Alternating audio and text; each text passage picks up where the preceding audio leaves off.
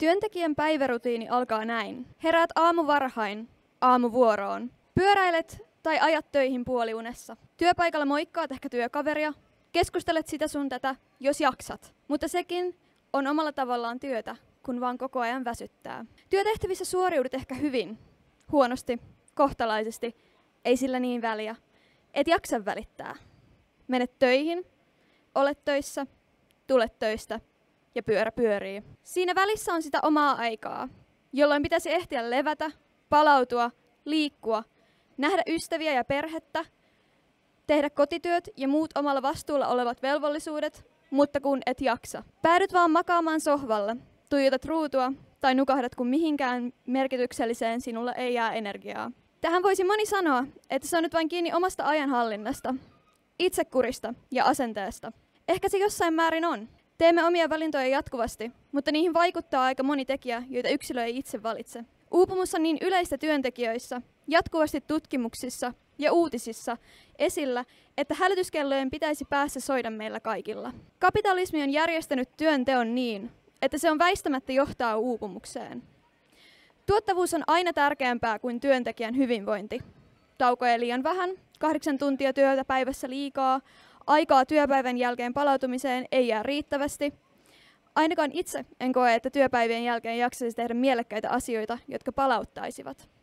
Päivät menevät lähinnä työhön ja lepoon, koska jaksaminen muuhun ei riitä. Työuupumuksen yleisin syy on liian suuri tuntimäärä.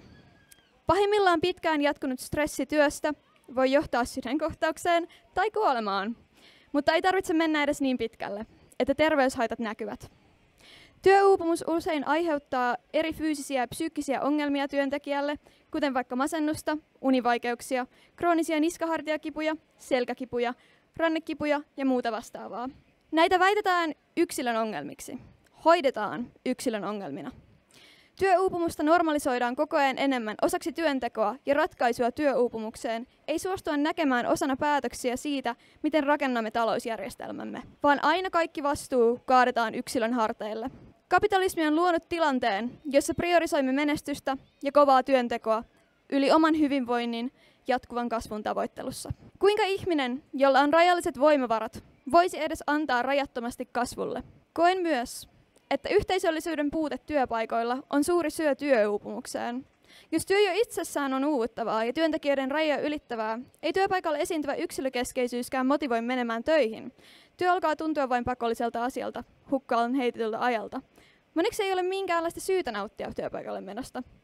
Tässä vaiheessa yhteisö voisi olla pelastava tekijä, joka antaisi motivaatiota käydä työpaikalla ja jonka kanssa voisitte yhdessä puhua työpaikan epäkohdista ja alkaa vaatia muutosta niihin. Pomot ja yritysten omistava porvaristo kuitenkin haluaa, ettei työväki pidä yhteyttä toisiinsa työpaikalla. Ainakaan liian syvällisesti, liian poliittisesti.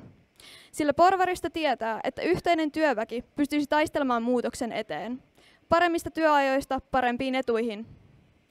Näen myös, että uupumus on tarkoituksella luotua. Uupuneet työntekijät eivät jaksa taistella omien oikeuksien puolesta, kun pitää taistella oman selviytymisen puolesta.